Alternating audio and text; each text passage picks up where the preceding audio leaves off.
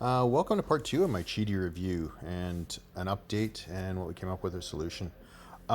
This is going to be our test print today. I just did a quick cylinder and set it with 5% infill to speed it up a bit. I'm really just concerned about the first layer. I'm going to keep canceling after that, but this is where we're going to use for our start print or our testing, and we'll consistently use this G code. It's a little hot at 230, but it works, and I'll show what we did and what worked and what didn't work.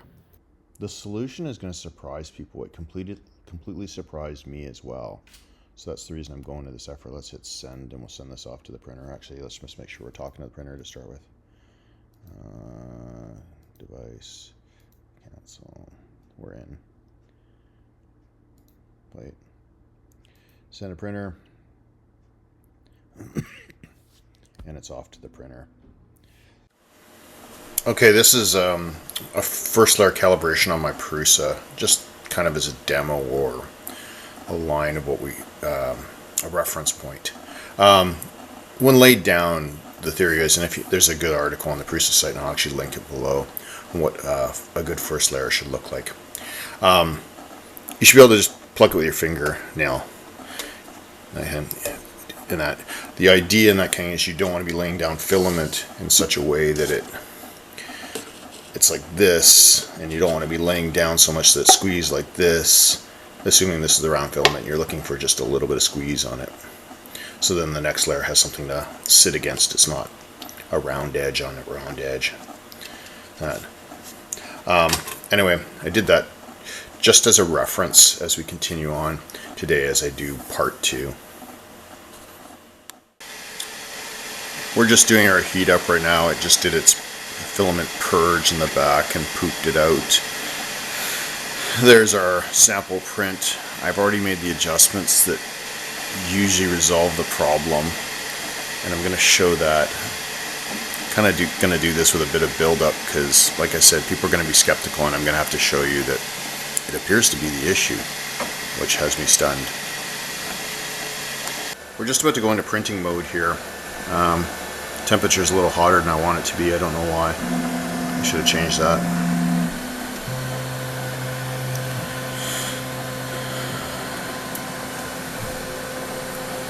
As you can see, it is sticking now, and we're going to do the first layer, and then I'll take another camera from a top view so you can kind of see what it looks like. So as you can see, it's laying down this layer, and it is almost a perfect first layer. There it is zoomed in.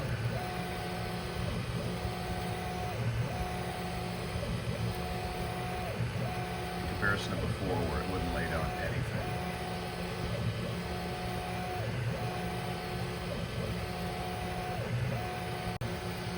So it's just finishing up this first layer. As you can see, other than a little bit of threading right now, because I've got the temperature set to 230°C. I was oops, I didn't want it to be that high.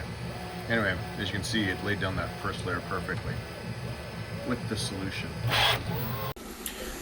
So some people suggested that the bed wasn't, or the PEI sheet wasn't clean enough. So right now this is hot water. I'm going to throw some of Dawn dish detergent, because everybody recommended Dawn dish detergent because there's some really good agents for cutting through grease and other things.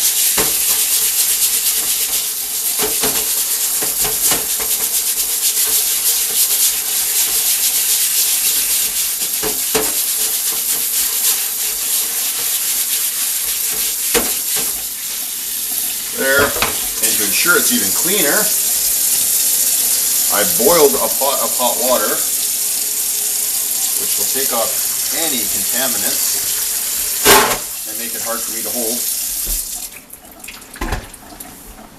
And then we're going to go give it a brush with alcohol.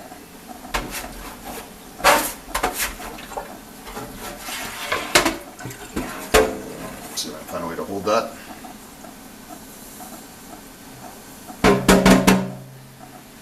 And then we'll clean it up, and then we'll throw it on, and we'll try and print again. So we've got our sheet just straight out of the sink there. That dry paper towel. This is my printing surface. I'm just going to dry out the other surface real quick. And to ensure there's no other contaminants, I'm going to spray it down with alcohol because that pretty much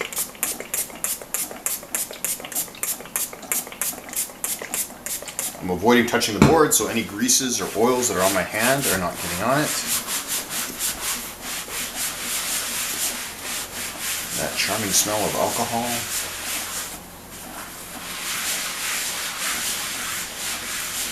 And that would be considered an uncontaminated PEI plate. So let's go test. Same G code as before, we'll go back. We'll get it running. Even though it's 230 and too hot, we know it worked last time. We saw the impact. It printed this amazing, actually. First layer. Beautiful first layer. And now we'll go through the regular procedures, auto level, purge the thing, and then we'll come back and I'll show you the print. So we're just at our 230C. We're laying down, it's clean, purge line looks good.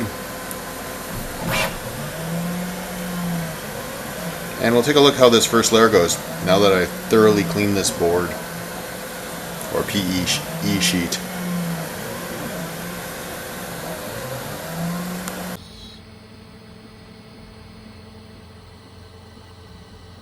That's after I cleaned it with hot water, soap, boiling water, and alcohol.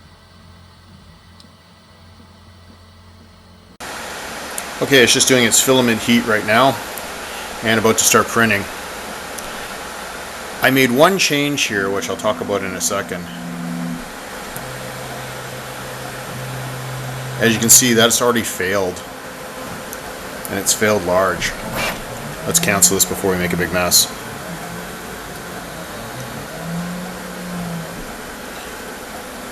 So what was my change? I flipped over the PEI board. That's the other side that I only cleaned with hot water and soap. I didn't use boiling water and I didn't use alcohol. So what did we discover in this? Let me do the next test. So we're going back into our superheat mode, and I made one change here. It's the same side of the PEI board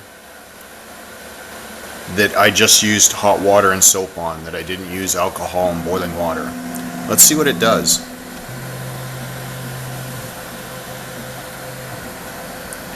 Look at that, nice purge lines. So this solution came from Qidi Support, who I really got to thank, because when they told me, I thought they were insane. They didn't suggest the extreme clean that I did. That was actually kind of a discovery I made this morning when I did that, going to that extreme stream, because I was doing the standard hot water and soap solution with a little bit of alcohol.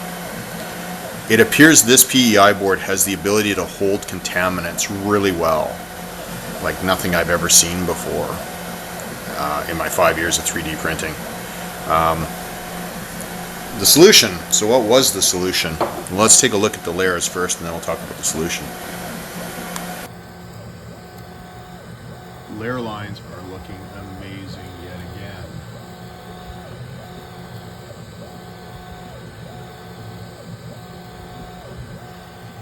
So what was suggested by Qidi?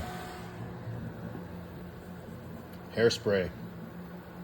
I've used this for when I'm using exotics materials like filaments, or I'm doing really big prints that could break away because I want the extra adhesion. But I've always been working with a good first layer should cover you, but this board can get almost slick as ice if it's not cleaned thoroughly and properly, or at least mine for sure. As you can see, I showed you that my first cleaning procedure where I went crazy. Well, I showed you the first one, and that one was with a hairspray just on the board. Then I took it and I did the extreme of hot water, soap, boiling hot water, and then alcohol to clean it off. Then I just flipped it and used the other side, which had hot water and soap, which would normally be more than enough to clean a PEI sheet. It wasn't, as you can see. And then I just threw some hairspray on it, and this thing is happy again. Anyway, that was the solution. In part 1, I had mentioned I had issue with a clogged nozzle and how I had repaired it.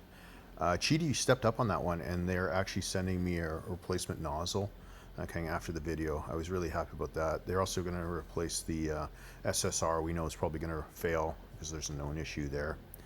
And they dealt with a few other things.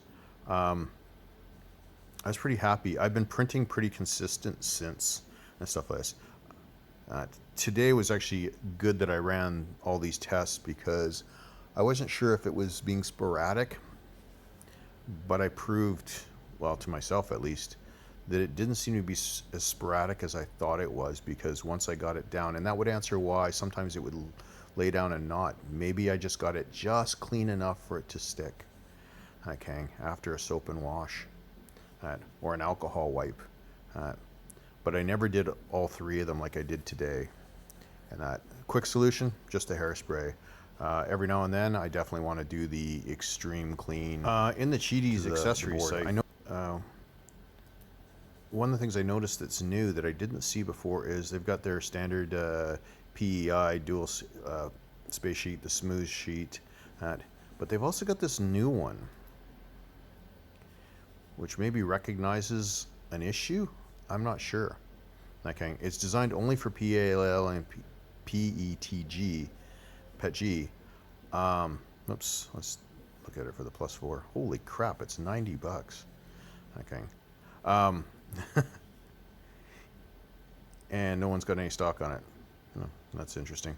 Anyway, it makes me curious. I mean, if I was going to use any of the exotics, even TPU, I would want to use an adhesive, because I know they are really fussy and finicky about everything.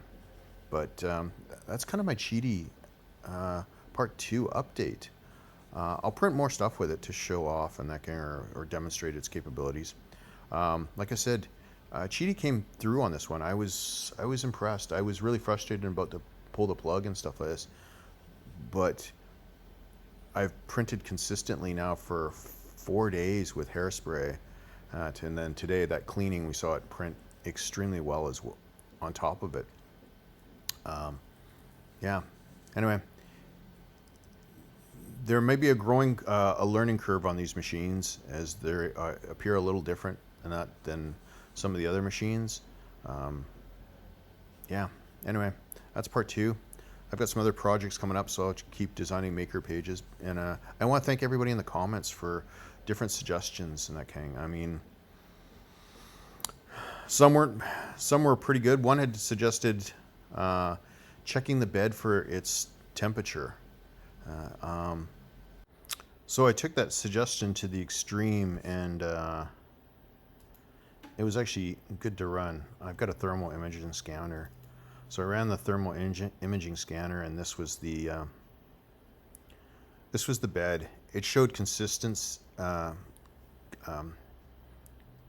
60 degrees, although here it's showing 104 because the hot end is in the picture at 230 degrees, so it kind of influenced things. But when I shot it with without the head in the way, the board was a consistent 60 degrees all the way across. I was impressed how uniform it actually was for lacking cold spots when I looked around. Anyway, thanks for everyone, and thanks to Qidi, and we'll see you in the next video.